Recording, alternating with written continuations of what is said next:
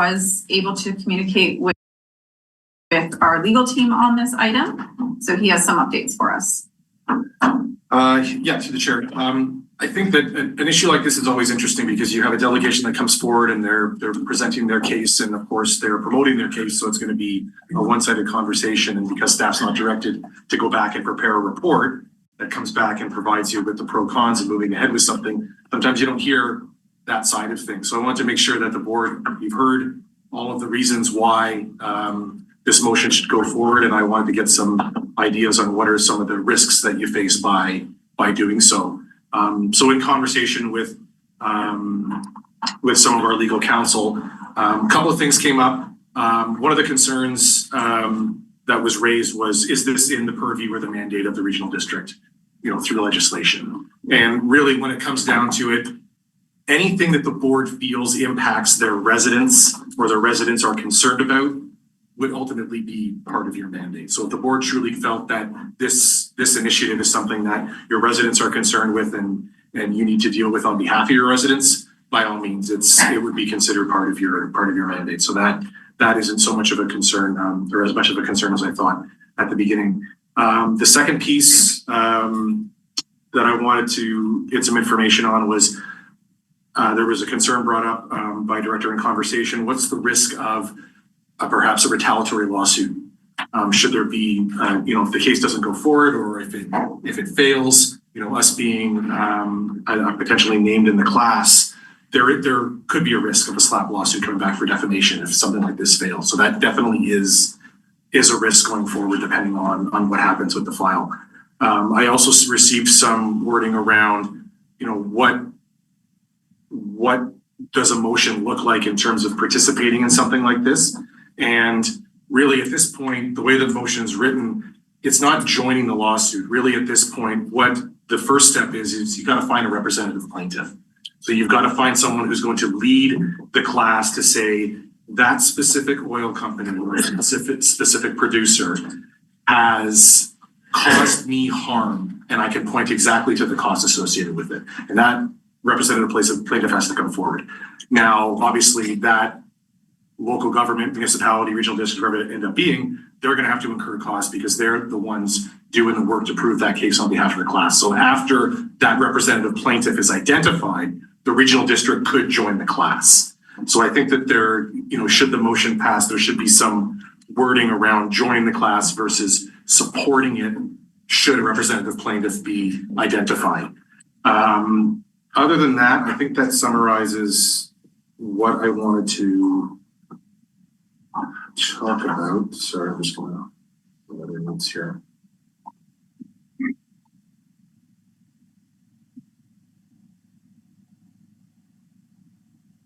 Oh, that's pretty much the summary. Yeah. Okay, thank you.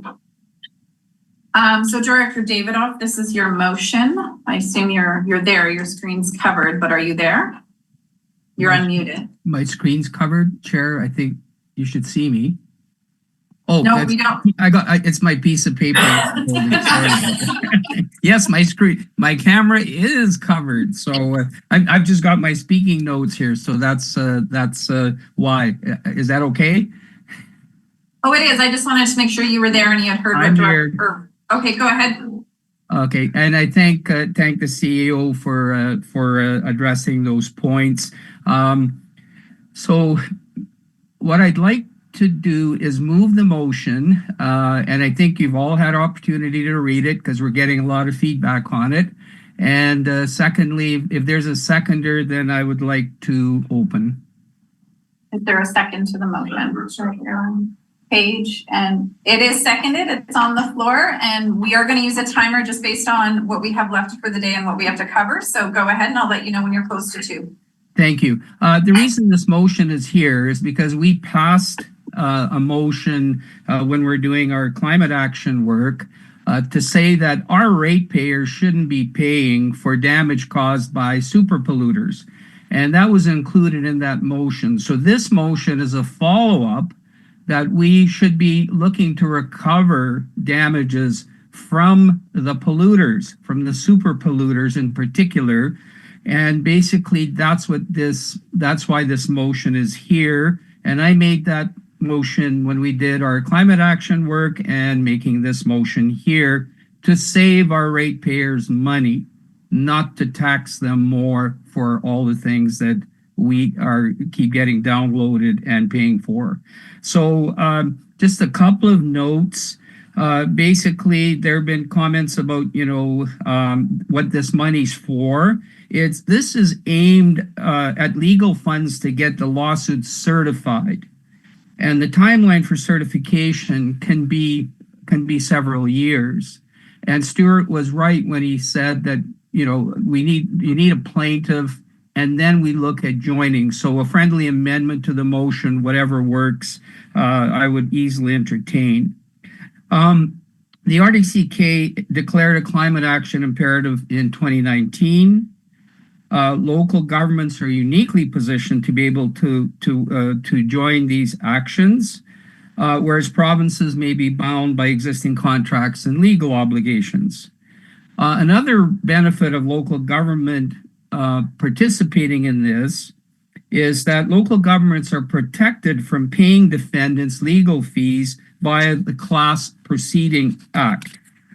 And another reason is that, yes, we do get support for climate-related costs from provincial governments, but I think we heard some questions today in question period about the indirect climate costs that we end up paying for through taxation through our diverse services. And there's a long list of those being developed. I emailed all of... You're at 2 minutes, just because I can't show you on the screen. Okay, I emailed all of you key reasons for local governments to sue super polluters and potential outcomes. And there's a list there of 10. Chair, do you want me to go through those so they're on the record? No, just the headings. That's all I would do. Or will that? You're out of time, but we'll come back to you for the end. Why don't we go through the speakers and then we can have you close? Chair. Everybody got your email. Okay, so I think the heads are there. They're pretty clear. The other one is, do super polluters have insurance or contingency funds to pay for the damages they cause? I also sent that out to all of the directors. Yes, they do. And as a matter of fact, in some jurisdiction, they have to have liability trust funds and things like that to pay for damages. So this is something they're well aware of and they have paid for in many cases. So basically, there's a lot of material here. I don't know how the chair wants to do this. I got my 2 minutes and I guess I have to stop. So I urge you to debate this and discuss it and support it for the reasons stated that I stated verbally and emailed all of you. Thank you, Chair. Thank you, Director Davidoff. I'll come back to you for the close as usual. Thank you. We're at 4 minutes now, and I'm just being cognizant. We have big items we still have to deal with, so I'm now on the crunch, and I apologize. Speakers list. Jackman, go ahead. Is this the list here? Okay. Sure, thanks. I'd like to do this in 2 parts. The first one is this states that we will join a class action lawsuit. And to me, that the only way we get any money is if we join it anyway. So the CAO, that is where there could be jeopardy if we join. That's what this says. Yes, through the chair, if I had the liberty to rewrite this now after talking with certain people the last couple of days, I'd say support the development of a class action lawsuit and join it subject to a representative plaintiff being identified, something along those lines. I would choose that as a Director Davidoff? Oh, sorry. Please, can you mute and respect process, please? Yeah, thanks. Thank you. Are you going to move an amendment or are you going to keep speaking? Go ahead. I want to speak a little bit. Yeah, go ahead. Part of why I want to be cautious. Mhm. So yeah, I was thinking that we could have a motion to support the fund.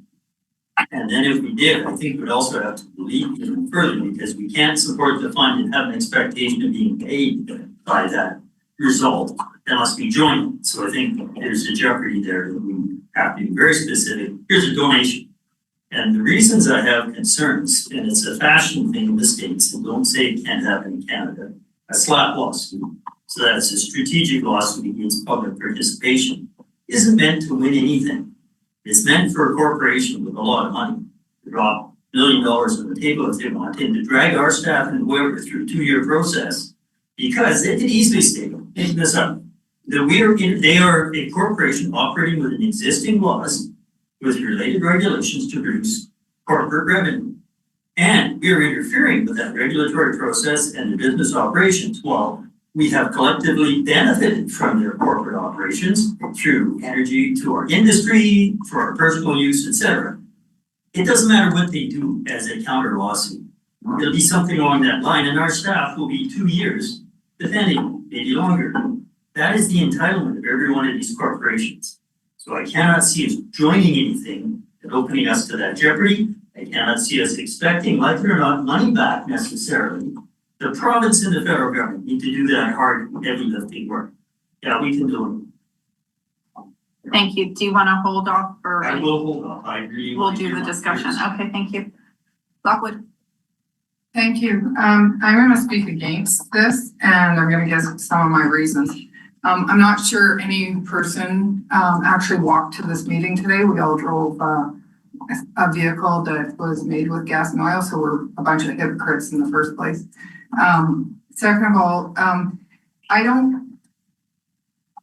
my email, I was apologized to somebody that didn't put my name on an email list, and I thanked them for not putting my name on. They ended up putting on. I got 211 emails, and not all of them were for, and not all of them were against. We have 6,500 residents, and I've gone through and I've counted the emails. I think I've only received 300 and some out of the 65,000 residents. So I'm not in a position to say, yes, I'm going to take $1 from every single resident. I think that if residents want to donate, as the CAO has indicated is our best is to support, if we wanted to do that, that they can support. If they have one person in their house, they can give $1, or if they have 10 people in their house, or they can give $500 themselves. So I'm going to speak against it at this point. Thank you. So we have Maine McLaren Co. page so far. Maine, go ahead. Thank you. Through the chair. Even though I personally lean towards holding accountable the corporations as a director, I have to say that absent senior orders of government doing the work that they should be doing to collect and corral the super polluters, to levy fees and taxes on the super polluters rather than giving them tax breaks. I think that it's not time for local government to do this type of action in a vacuum from when the two senior orders of government that should be doing something aren't. So I will not support this at this time. Thank you. Me? Yeah, you get to speak. Thanks, Chair. I'm trying to approach this open-mindedly. And I'm much like Director Main said, I understand the rationale behind this initiative. And to Director Lockwood's point, I drove here in an EV on Sunshine that I've driven for 5 years. Have solar panels. I'm trying to do the things and believe in all the energy efficiency and the fact that we need to switch to get away from fossil fuels, but I have some pretty serious concerns about where this would end up. People with power and money tend to keep their power and money. So if we join this, if this lawsuit is successful, who's going to bear the cost of that? And I think that's going to be the people that I know that are single parents that have to drive into town to go to work, and gasoline prices will rise. So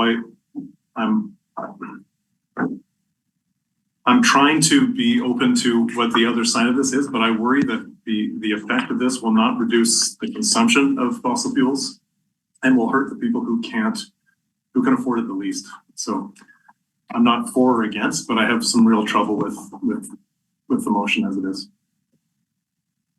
Thank you. Paige. I support the supporting of and the removal of the and further. I believe this is an all orders of government effort. I think, well, we are waiting for regulation globally, federally, provincially, that really captures the external costs of the emissions that we're currently experiencing and the runaway effects that are now being triggered.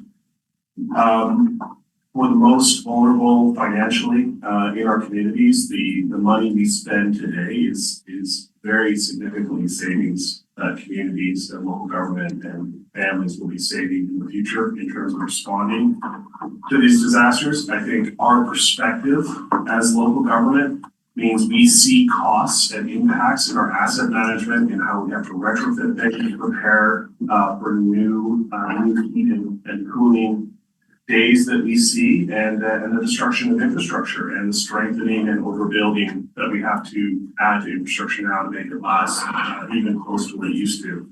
So at this stage, I think the question does need to be asked from a civil level and needs to be tested in court in terms of the misinformation. I think that's part of the wind that everyone is fighting is corporate power is being spent so that other orders of government and us ourselves are being fed information of the lack of urgency and we're being held in kind of a stasis position and we need to be moving to action, even if it's not perfect action. So I would support moving this along and support $1 a person going towards exploring this question from this angle and doing all the diligence as we can to protect ourselves from retaliatory action. But I think just because we may be confronted by parties who wish to hold on to their power and money, that it doesn't mean we should be challenging the principles by which we are damaging the future.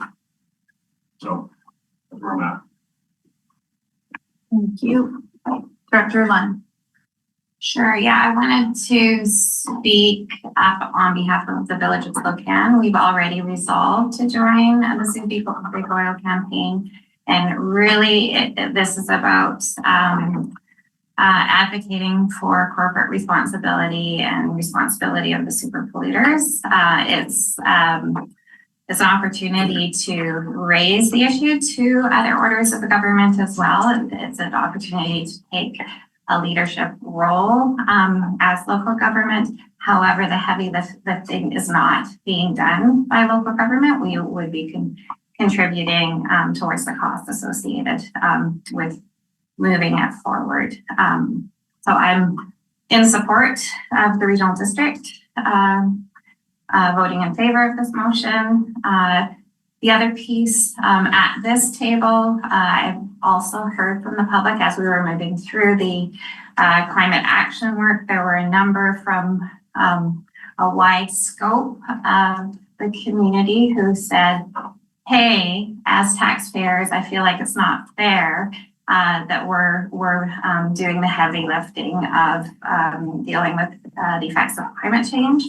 So yeah, and there was an ask from the public through that process that we look for polluter pay options, and this is a potential to move that forward. So it's about corporate accountability. There's a lot of innovation that can come through corporations as well. So I don't think that necessarily that there'll be a direct consumer cost. There's significant profits with the oil companies as well. So yes, supporting this motion. Director Grant. Thank you. So through the chair, I struggle with this one. I see both sides to it. So I put this out to my newsletter for Area E, and I had a very strong majority with a very clear direction to me to not support this, primarily for the reasons that they wanted local government to focus on local issues. They really saw this as a benefit for just lawyers to make money for themselves. And they would rather see us working collaboratively as opposed to with the big oil companies that we still need for our daily lives. They would rather see us work on a collaborative basis with demand side management programs and others, and not go at this at a very aggressive court action. So that was what I heard from Area E residents. There was a minor support for it, but by and large it was not to do it. So I'll be looking things up for those reasons. Thank you. Dr. Newell. Thanks. Well, thanks, Director Davidoff, for bringing this forward, and thanks to all the emails and the perspectives. Very interesting and complex issue. And I drove up today home, but I dropped my car off for an oil change, so I walked part of the way. And it is a serious issue. Sorry. No, I started it and then I realized it is serious. And what happened today for me as we talked about essential services is I realized again that I really feel a challenge when I'm not in an area that is our lane, like subdivisions and septic fields and what have you. And even though our lane is supporting our people in whatever way we see fit, I'm just uncertain that joining, partnering with this action is the best service for our people. And I myself am certainly not nearly qualified enough to know if really I should do it and it is the right thing. So I agree with Director Main, who's been part of FCM for years, that I think it might be best to start at a different order of government. It's a taxation issue. This issue could be dealt with at a federal level through different taxation policies.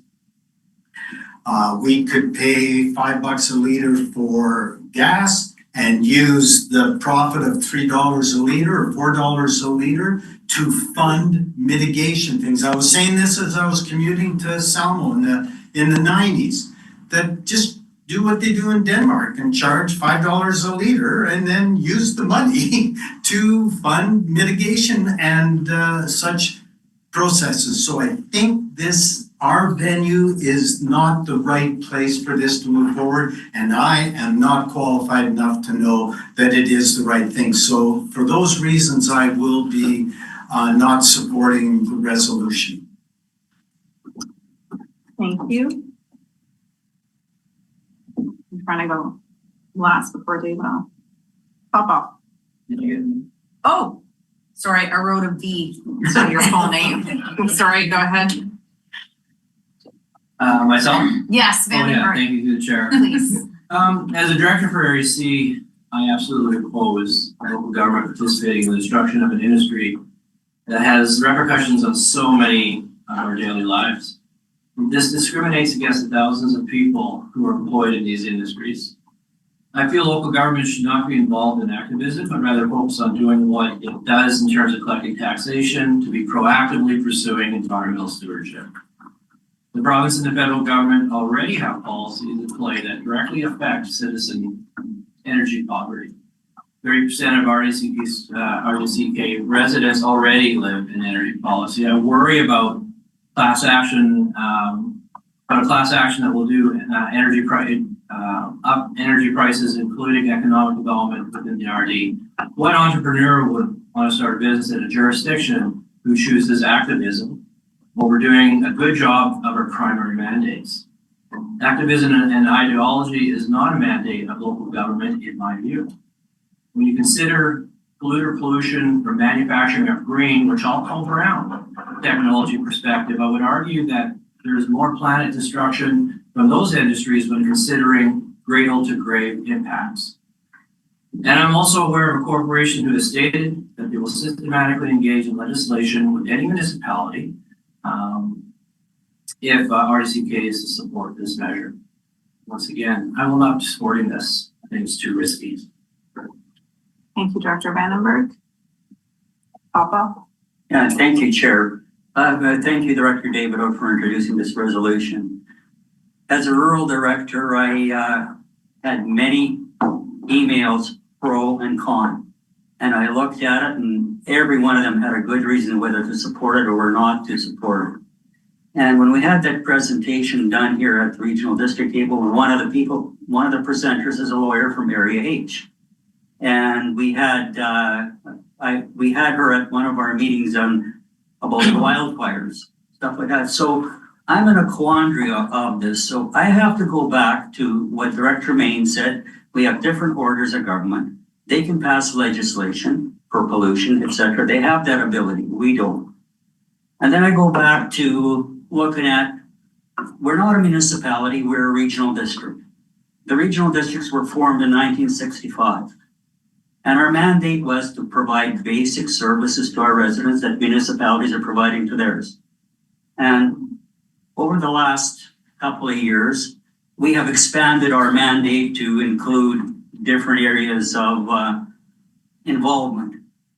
And as mentioned by the chair, we're overloaded as it is without going into taking on further tasks and asking our residents to contribute $1 with not a big amount, but it is $60,000. That money can be used for our mandated services that we were mandated to basically provide to our residents. So we are deviating from what we're supposed to do. And I struggle with whether I'm going to support this or not. And at this point, listening to all the discussion that was here, I would not support this. And for the reason being that it falls outside our mandate. We're getting involved into other politics that maybe we should not be involved in. We can lobby our provincial government and our federal government individually if we so choose. But as a regional district, I go back to why we were created. Thank you. Thank you. Director Davidoff, can I ask you to mute until we call on you for the close? Oh. Thank you. I'm just making sure. So there's no one else on the list right now, so I will speak. A couple notes, Community Works Fund is considered gas tax that we use for asset management, which is a tax on gas that we turn around and we get to use with the required criteria of long-term management with the inclusion of sustainability within that. That's part of the criteria of that fund. So just to note that that is something that does currently occur. Advocacy is definitely a large part of what we do. I spent over a decade advocating for regionalization of food systems, not our lane. We advocate for ferries, we advocate. So I'm wanting to differentiate the difference between activism and advocate, because as a rural director, I spend a ton of my time advocating for representation of my communities. That's a broad topic, but it's definitely never limited to our services. If it was, I could have 5 other jobs and be doing a ton of other things. So advocacy is a big part of what we do. However, I do have concerns with this approach. The 2 concerns I have, number 1 is the federal government and the provincial government subsidize and encourage the very industry that we're looking to sue through this process. And to me, the taxpayer is the taxpayer with one pocket. So we would be taking taxes to go against what is actually being subsidized at other orders of government. That for me, number 1, is a fundamental issue because the taxpayer is paying for both aspects. The second part to that is I do have a very difficult time with using taxation, especially in a regional district where we are very limited to being service driven with a tangible ability to say that 52 cents on your 1,000 assessment is for the water system, it's for the fire service. Using taxation through local government for this, I cannot support whatsoever. I have fundamental issues with that. I don't debate the fact that there's impacts to our environment, and I don't want us to go down the road of pretending to be scientists because we're not, but for the 40 plus years I've been alive, I did a lot of work in environmental and food systems. I don't debate that. I stopped debating that a long time ago. That is true.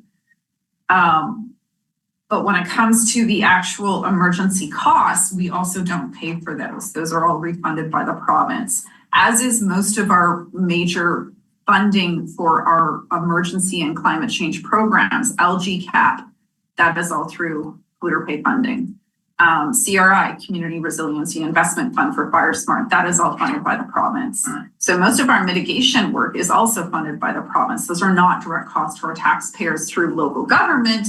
They are through taxation at the provincial level. So while I don't disagree with the need to address the impacts to our environment, I do disagree with the process we're looking at taking. And I could not support taking $1 from people who are not voluntarily signing up to be a part of a lawsuit. That should be a voluntary choice. So for those reasons, I can't support the motion as it is currently written. And I was trying to be last, minus Davidoff for the close. Weatherhead, by all means, go ahead. I just had a question, and just, it's interesting how it's saying $1 per regional district resident as opposed to $1 per regional district residents. And is that intentional to say every baby and child? Okay. Davidoff for the close. Thank you, Chair. Very good debate. Again, as I stated when I opened on this motion, the point of this resolution, and again, I agree with what CAO Horn said, it could be tweaked, but I think the ship has sailed on that because it's pretty clear there isn't support for this. The reasons are to save our taxpayers money. My constituents, and I have over 100 water systems in Area I, are tired of receiving letters from the province saying, conserve your water because of drought. We have municipalities like Nelson who have a surface water system on drought alerts. I work as a teacher in School District 20, and our kids are choking on wildfire smoke. All of this, these are the reasons. Saving our ratepayers money, looking after the public health of our kids. When the lawsuits against Big Tobacco started, the same arguments were made. And it's time we did something for future generations and our ratepayers, and not be timid about looking to who should pay. And it's consistent with the motion we passed when we passed our climate action plan. So I see where this is going. With respect to it, it's not in our lane. Local governments face increased costs from climate change, and elected officials have a fiduciary duty and fiscal responsibility to our ratepayers to minimize those costs. And we're not doing that by not looking at things like this. I would respectfully suggest that the CAO make the amendments to this motion, removing the and further and the wording, and circulating that to all of us. If there's someone that would move that, I don't know, I guess I can't. Can I move an amendment of my own motion through the chair? I would consider it friendly if you did. Okay, so then asking the chair, asking the CAO through the chair, can you please circulate the amended wording that would legal feels more comfortable with? And then Director Davidoff, we do not have that ready to roll. That's not something staff prepared, and that needs to come from a director, and it needs to be written out. So if you want to do that for next month, we could do that. If you have a simple amendment you want to propose right now, I can't ask the CAO to start including stuff without time to process that. No, basically there's 4 words that need to be added and further removed. Could the CAO help me with that? Not in this process. Write it out, put it in an email. You can figure it out that way.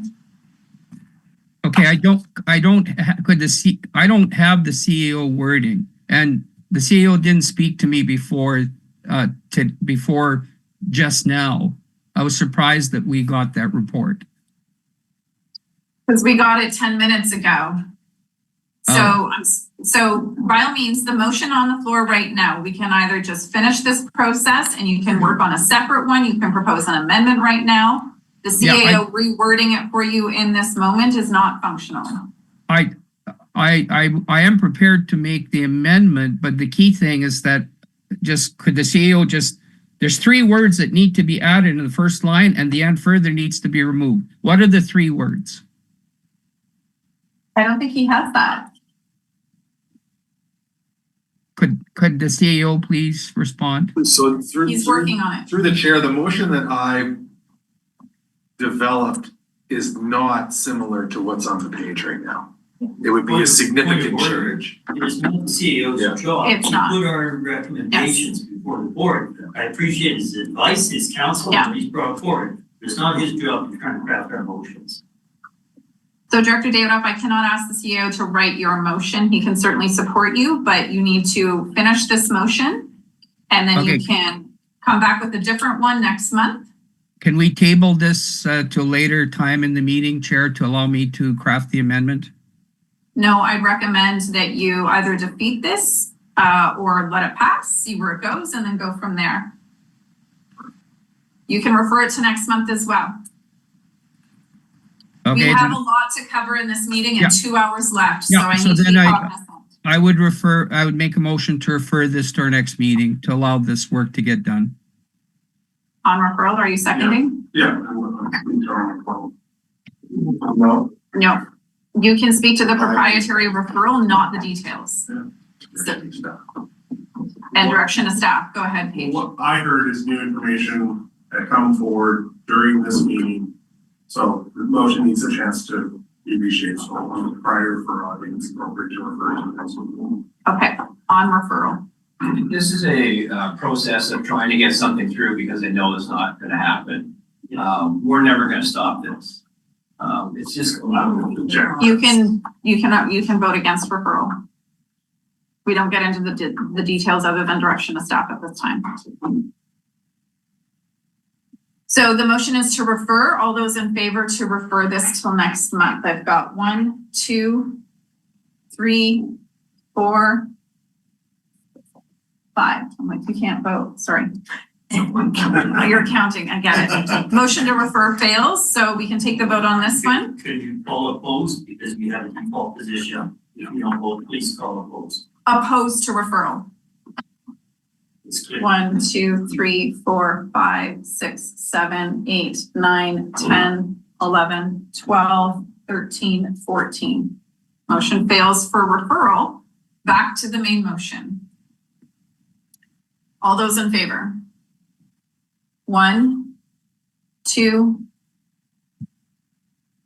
Those opposed? 1, 2, 3, 4, 5, 6, 7, 8, 9, 10, 11, 12, 13, 14, 15, 16. Motion fails. Thank you very much. You're welcome to work with CAO on a different motion based on